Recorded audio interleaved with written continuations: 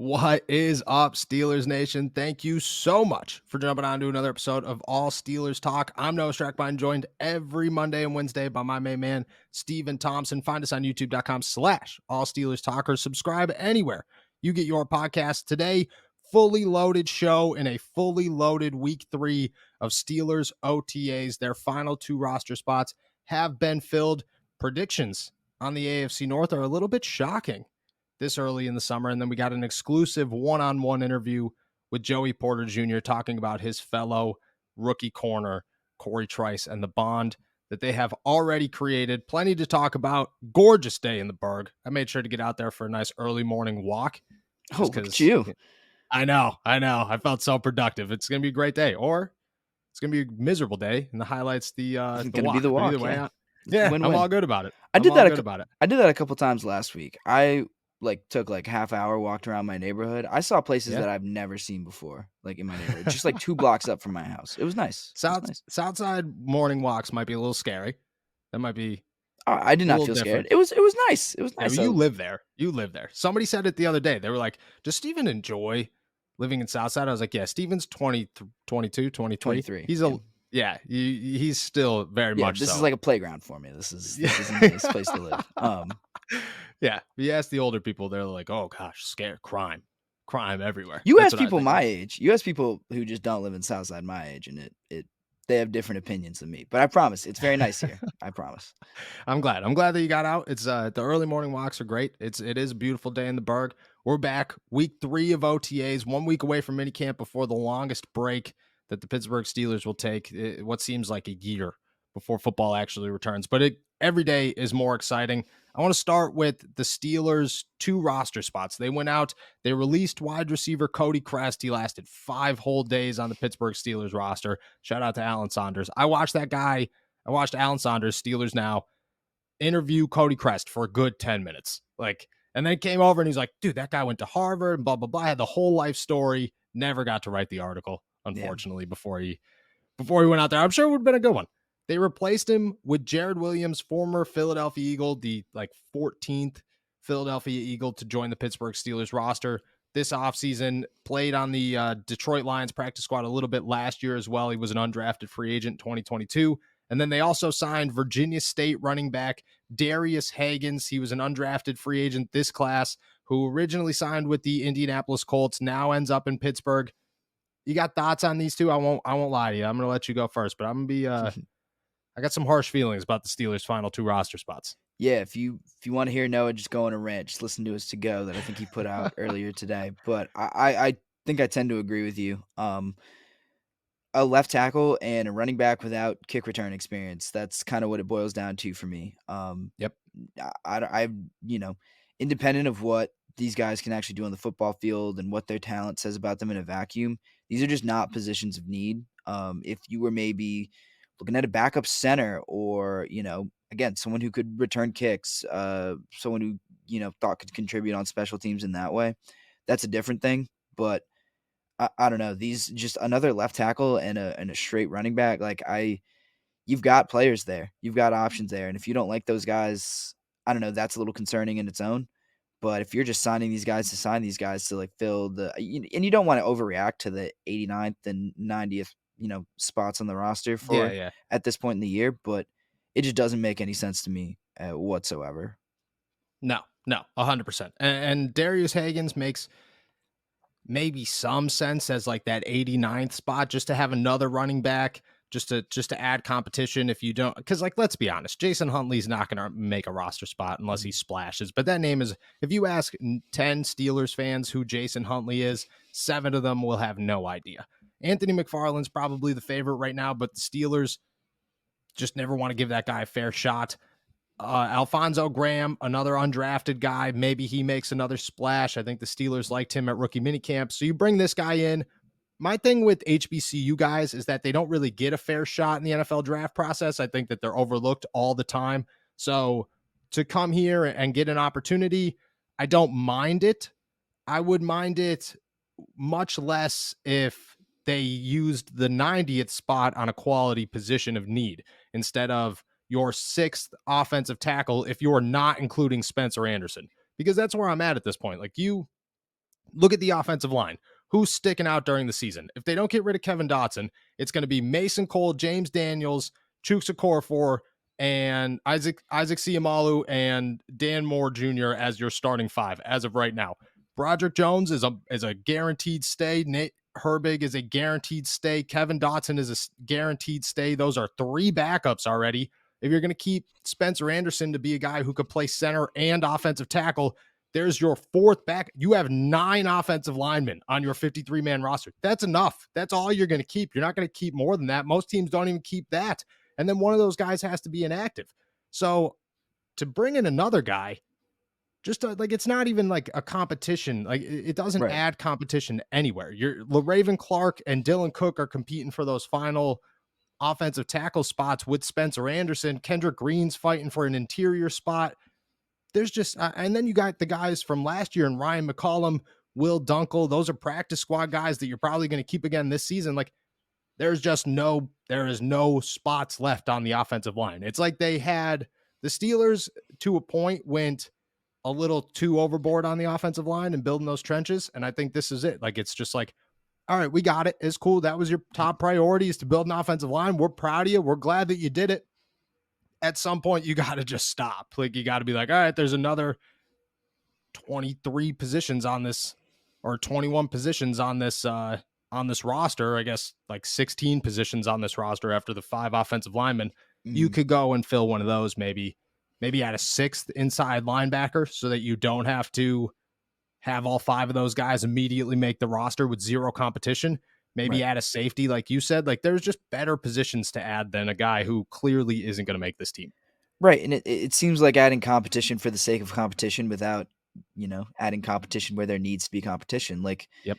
I think there's a pretty good consensus about, maybe less so at running back, but on the offensive line, like, I would feel pretty comfortable naming, you know, exactly who's going to make the roster from this group of guys that they have right now. Yep. Running back less so, but that's more at the back end. Like, both these positions are really set, and Mm-hmm. like, if you want competition, add it somewhere where these guys can actually compete. Like, it feels like a little bit of a disservice to especially Williams, but and also to Haggins too. But like, just bringing them in for a tryout that doesn't really feel like they have a fighting chance of even winning.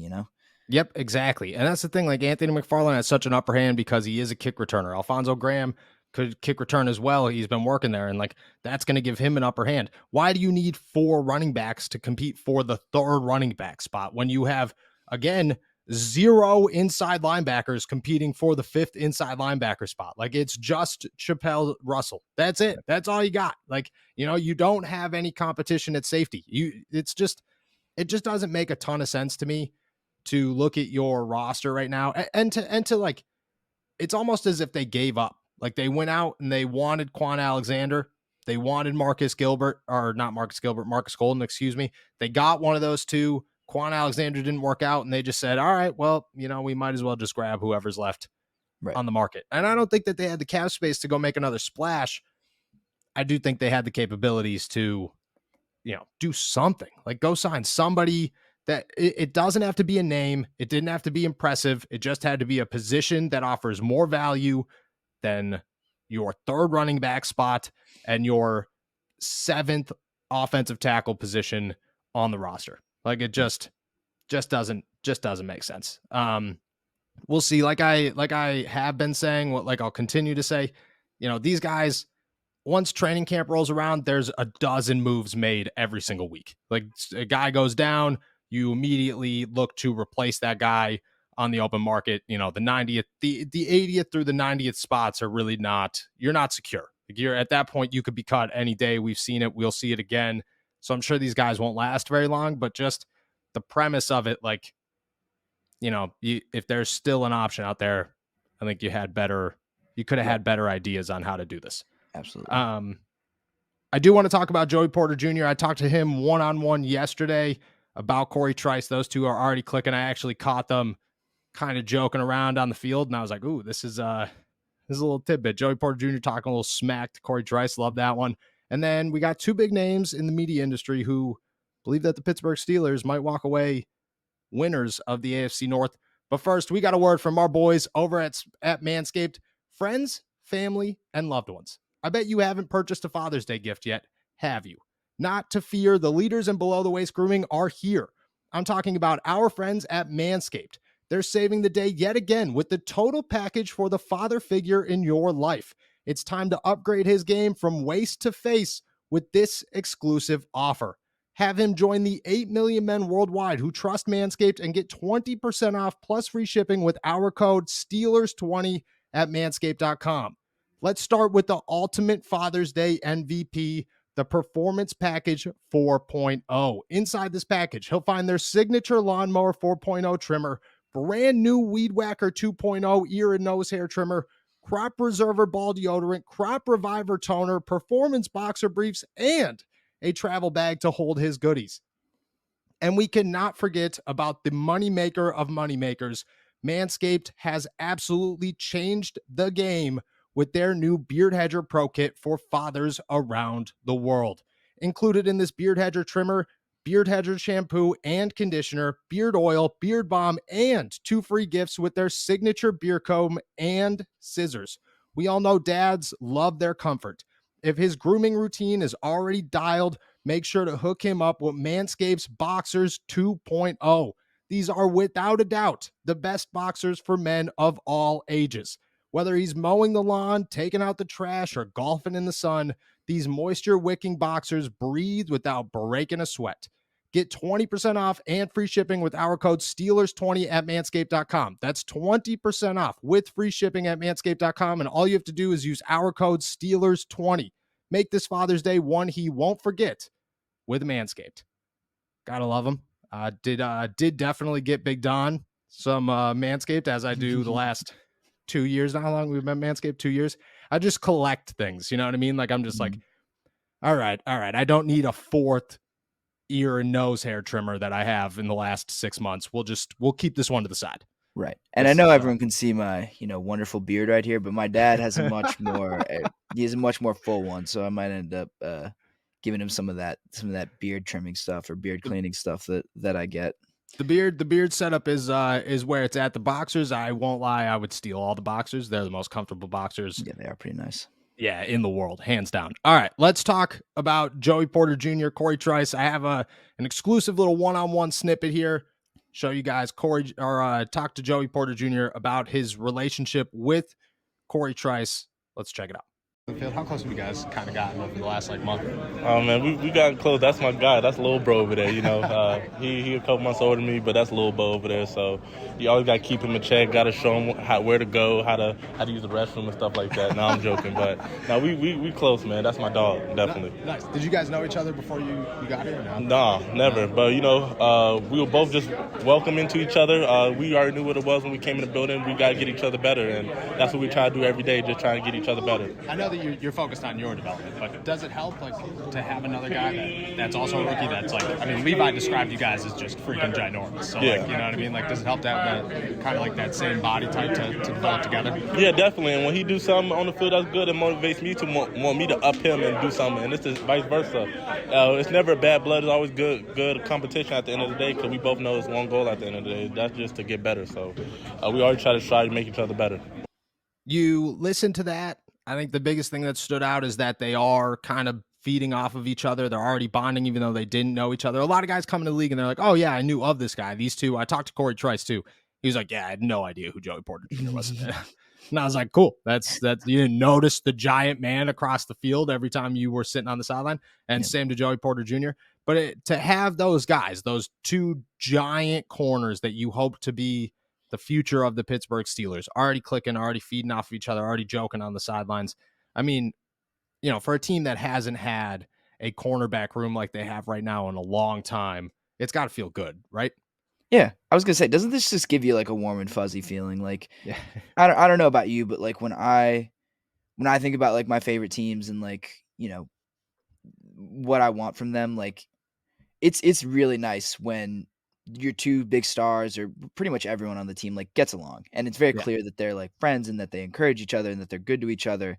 Like regardless of what happens on the football field, I feel like that's a nice thing to have right now. Just Corey Trice and Joey Porter are friends, and you hope that they're going to stick around for a while. And it would just really be a bummer if they didn't like each other and didn't get along.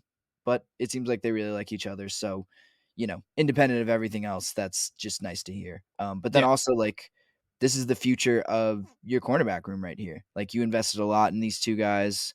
You did it for a reason. Like, this is the future right here. So for them to get off to such a good start, at least emotionally and personality wise, is really nice too. Yeah, 100%. And I will say this. So Joey gave me much better answers than Corey did on this Mhm.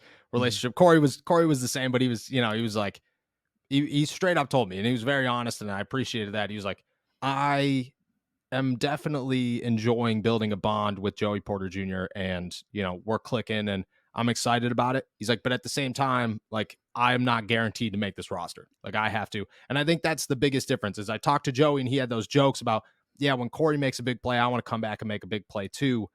Corey looks at it like I have to make all the big plays, Mhm. because they're just in different spots. And I think that also helps is you look at Joey Porter and he's the guy that, he's looked at right now as a guy who should make an impact on this team in 2023. Like, he could be a starter as a rookie. He is the future. He's it. Corey Trice should be the future. The Steelers want him to be the future. The fans love him, but he's not a lock by no means to be on the 53-man roster. And he's got to continue to impress because that's just where they, drafted at different spots. Joey Porter Jr. is a second round pick, 32 pick overall. Corey Trice Jr. is the 241st pick, seventh round pick. That guy's got to fight a lot harder than Joey Porter Jr. To have that balance, I think is huge because you came into the offseason, you had nobody to build, nobody in that cornerback room. It was Patrick Peterson and Levi Wallace. You left the NFL draft and you have your key piece that you hope contributes right now, who could be an impact player, who could be a star, the whole nine. And then you also have a guy that you want to develop into that next building block. You have the foundation in Joey Porter Jr. Corey Trice adds to it, even if it's not this season. And I think that's huge. And I think that also to have those mindsets, you know what I mean, for Corey to understand that and Joey to also understand that, you see the dynamic. And I think that's just going to help even more. Yeah, yeah, I think that's a good point. Like I think Joey's also in a position to, I don't know, not feel threatened, I guess, by competition. Yeah. Like Corey's bringing a really intense, like, brand of competition to that cornerback room, and Joey is embracing it and taking it in stride and understanding. Look, Corey needs to do this. Corey, this is just who he is, and I feel like there is a sense of that. There's an iron as sharpens iron Yep. type of attitude there, where where Joey feels like if I push him, he is only going to get better. Like I won't look bad when Corey makes a big play, and Corey won't necessarily look bad when I make a big play. If we're both making plays, everything will work out, and we'll both kind of be there for each other.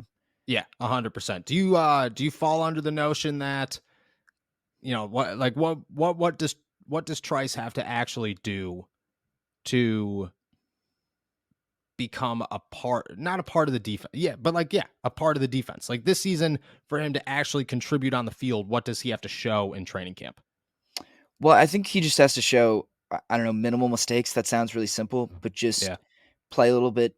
He's a bit of an older player, if I understand correctly. Like he's a Yeah, more he's a experienced senior. guy. Yeah. Yeah, so I don't know, just try to minimize those like rookie mistakes. I think that's the best way he'll see the field and be a contributor is if he shows that he's not.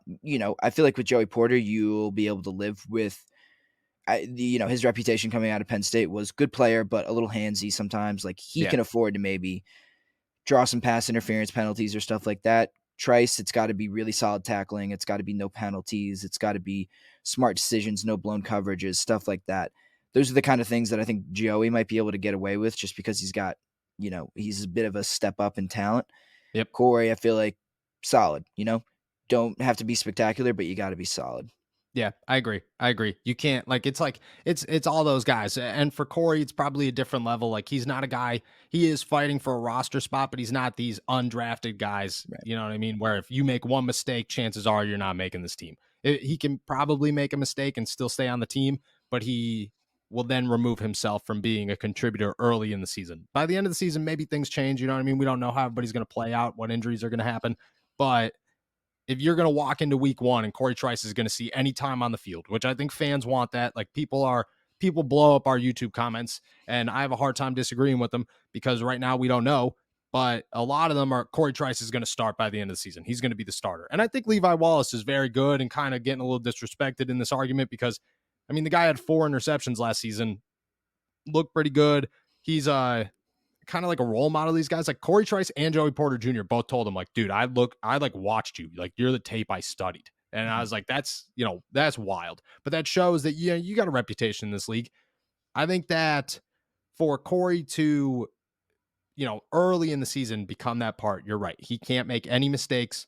He can't be getting beat. When he gets those opportunities against the first team, he's got to make a play. Like, it doesn't have to be this guy is, coming up with interceptions on Kenny Pickett every single down, but that helps. I mean, a couple of years ago, James Pierre was the guy, like when his breakout, his second season in the league, he was coming off he beat out Justin Lane at the end of the year, started a game, I believe.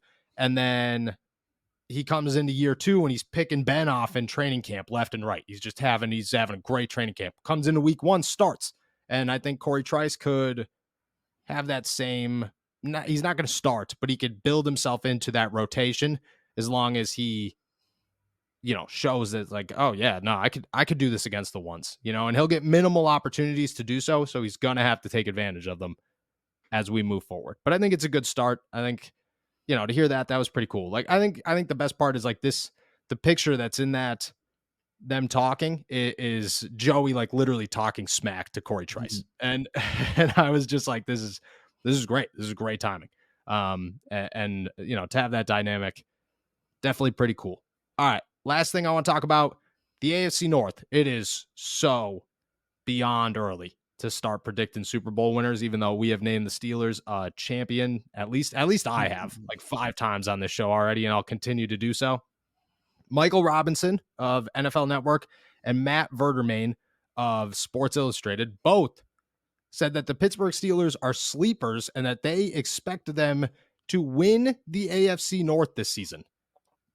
I mean, overreaction, feel pretty good about it. What's your thoughts?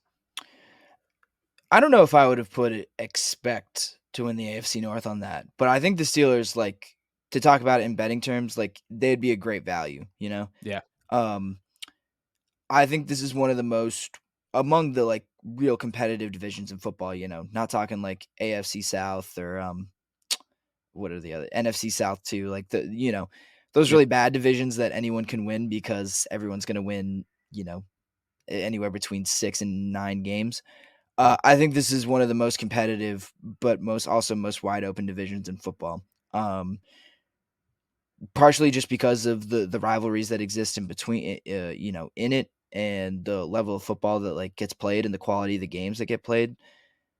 But I also think there are a lot of really good teams, like even the Browns, who I think are the least serious organization in this division, and Maybe in the league. probably and the probably the least talented, maybe not the least talented team. Yeah, But on paper, probably the most talented, but doesn't meet the value. Yeah. Just I generally think they're the worst team in this division. Even then, Yeah. I think they could win, 7, 8, 9 games. Like that's not out of the question. Yep. I don't mind picking the Steelers at all. Like I don't think I think it's entirely possible that the Steelers could pick off the Bengals once, even twice. Like all of their games last year with a much worse roster. I don't think the Bengals changed that much, like noticeably from their roster a year ago. I think they have a good chance to take one, or even they're going to take at least one from the Bengals. Yeah. They could take 2. Ravens, I think, is the same deal. Like you always play Lamar tough, even with him there. And then they split their 2 games last year, if I remember correctly. Yeah, Right, with Baltimore, Mitch Trubisky. That was the Mitch Trubisky come in and right, throwing 2 picks. Yeah. yep. So like Yep. you're one less Mitch pick away from sweeping them. I Yep. don't hate this at all. I think the Steelers got better in a, I guess you can consider adding Lamar as getting better for the Ravens. I don't know how you judge that, but Yeah, got to see the offense. I think the Steelers made the most drastic step forward this offseason. So I don't hate these picks at all. Yeah, I agree. I think that I look at Cleveland and I say Deshaun Watson carries everything. And, don't get me wrong. I saw something this morning that said Deshaun Watson shines on day 1 of minicamp. And I thought, cool. Deshaun Watson should be shining on day one of minicamp. He's a veteran. He is a playoff winning quarterback. The dude was paid like the greatest quarterback of all time. He should be impressing in minicamp. But I think everything rides on him, and I'm, seeing is believing, and that's the end of it. Until Deshaun Watson shows me that he could turn this Browns organization around, I'm not going to believe it. Lamar, that's the same question. Like, is the offense going to be better? Is Odell Beckham Jr. going to be around for all 17 games? We have no idea. Is Lamar going to be healthy? How's that defense going to look? You just lost Marcus Peters, and he's still on the market, and we have no idea what's going to happen there. A lot of questions. And then Cincinnati, which is like, if that's the obstacle, is if you could beat the rest of them, or if you could beat Cincinnati, chances are you got a shot. Like, if you have a winning record at the end of the season, if you have 10 plus wins and you swept Cincinnati, you got really good odds of walking away with the AFC North. FanDuel, BetGM, Caesar Sportsbook, and Bet Rivers all have the Steelers with the lowest odds. So, like, the payout's the highest, obviously, but the lowest odds to win the AFC North. It's like plus 500 on Caesars and FanDuel, and plus 600 on BetGM and Bet Rivers, which is, I mean, like, even the jump for, like, the Cleveland Browns on FanDuel are 390, which is, if I could just bet for the Steelers to finish ahead of the Browns, I would take that. Yeah, that would be the bet. Easy. I mean, but even Baltimore is a plus 240. Like, at that point, you're like, there's a shot. There's a real shot. So even if these guys view it, I think that you also have to take, like, Vegas always knows something, and I don't think that I think that right now they have to just go off of paper, and paper tells you that the Steelers have the worst team in the AFC North. And I could agree with that one. Like, when you are in a division where Deshaun Watson, Lamar Jackson, and Joe Burrow are the quarterbacks, and you're rocking in here with 7 touchdowns, 9 interceptions, Kenny Pickett, the worst offensive coordinator in football, it's got to be, you got to be realistic about these betting odds. But I think that there's 2 things that you have to keep in context. Mike Tomlin, which he's Mike Tomlin, and a year after, like, we're not talking a Super Bowl, we're not talking a playoff run, we're talking about winning the AFC North. Mike Tomlin, that is the biggest factor in the AFC. And the Steelers defense, I think, in my opinion, got significantly better than they did a year ago.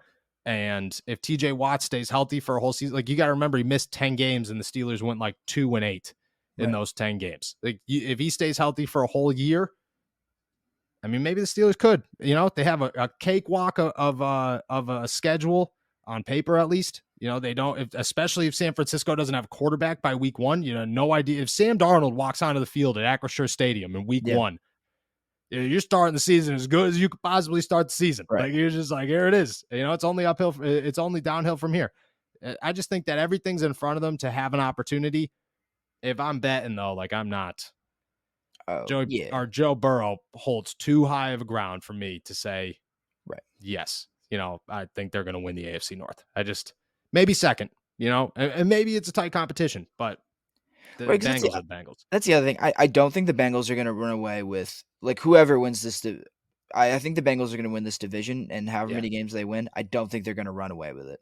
I don't think they're going to. I don't think it's like, oh, they're going to win 14 games and everyone else is going to win 10 or something. Like, it's, I think it'll be more like last year where they win 12 and then, like, someone wins 11, someone else wins 12, like 10. Like, it'll be tight, and I'd probably come down to the last week of the season, I'd have to imagine. Yeah, I think the same thing. And I think that their schedule is going to be tough, and they got to play some hard games. And I think maybe that works in their favor. But I think, what's your mark? This is a good way to end this. What's your, like, how many games do you think puts you in competition to win the AFC North if you're the Steelers? How many games you got to win?